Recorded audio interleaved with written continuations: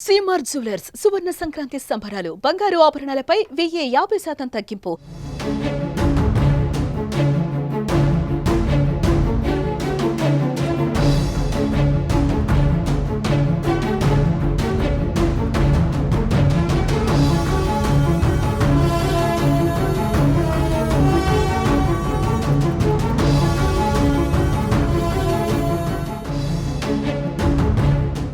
కొత్త సంవత్సరంలో యూపీఏలో ఓ ఉన్మాది చేసిన కిరాతకం దేశంలో సంచలనంగా మారింది. తల్లిని, నలుగురు చెల్లెలను గొంతు, మణికట్టు కోసి దారుణంగా చంపేశాడు ఓ దుర్మార్గుడు. ఈ కిరాతకానికి పాల్పడిన ఆ మృగం పేరు అర్షద్. కుటుంబ సభ్యులను చంపిన తీరు చూస్తే అతడు అసలు మనిషేనా అనిపిస్తోంది. చంపేసి మళ్లీ ఇదంతా వారిని రక్షించేందుకే అంటూ వీడియో కూడా విడుదల చేశాడు. అర్షద్ తల్లిదండ్రులు, నలుగురు చెల్లెలతో కలిసి ఆగ్రాలో నివసిస్తున్నాడు. ఇటీవల వీరందరూ అజ్మీర్కెళ్లారు. అక్కడుంచి సోమవారం లక్నో చేరుకుని స్థానికంగా ఉన్న శరణ్జీత్ అనే హోటల్లో దిగారు. మంగళవారం రాత్రి అర్షద్ విషం కలిపిన ఆహారం తీసుకొచ్చి తల్లి, చెల్లెలకు అందజేశాడు.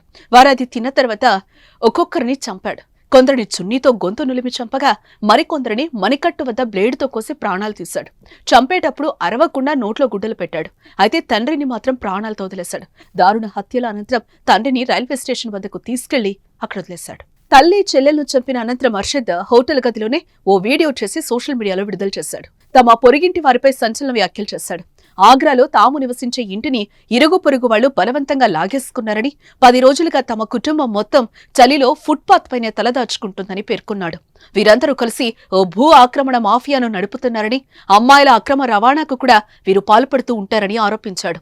అమ్మాయిలను సరఫరా చేసే హైదరాబాద్కు చెందిన ఓ వ్యక్తికి నా 4 చెల్లెలను అమ్మేద్దామని వీరు కుట్ర పన్నారు. నా మీద తప్పుడు కేసు పెట్టి జైలుకు పంపాలని చూస్తున్నారని చెప్పుకొచ్చాడు. వీరి ఆగడాలు భరించలేక మేం హిందూ మతంలోకి మారాలనుకున్నాం. మా ఇల్లును ఆక్రమించుకున్నారు. మిగిలిన స్థలంలో ఒక ఆలయాన్ని కట్టి ప్రశాంతంగా బతకాలనుకున్నాం. పూజలు కూడా చేయడం ప్రారంభించాం. అయితే వారి వేధింపులు భరించలేకపోతున్నామని, సాయం చేయడానికి కూడా ఎవరూ లేకపోవడంతో తన కుటుంబాన్ని రక్షించుకోవడానికి మరో దారి లేకే తామందరం చనిపోవాలని నిర్ణయించుకున్నామని, తన కుటుంబ సభ్యులను మణికట్టు, గొంతు కోసి తానే చంపేశానని, తాను కూడా ఇంకొద్దిసేపట్లో చనిపోతానని తెలిపాడు. రాత్రి 2 గంటలకు ఈ వీడియో చేస్తున్నానంటూ దుప్పట్లతో కప్పి ఉన్న తన వారి మృతదేహాన్ని కూడా ఏ వీడియోలో అర్షద్ రికార్డ్ చేశాడు. అనంతరం చివరికి పోలీసులకు లొంగిపోయాడు. దీంతో అర్షద్ను విచారిస్తున్నారు. ఈ ఉదంతం దేశవ్యాప్తంగా సంచలనమే సృష్టిస్తోంది. అయితే అర్షద్ వీడియో చెప్పింది నిజమా కాదా, కట్టుకథ చెప్తున్నాడా అని పోలీసులు విచారిస్తున్నారు.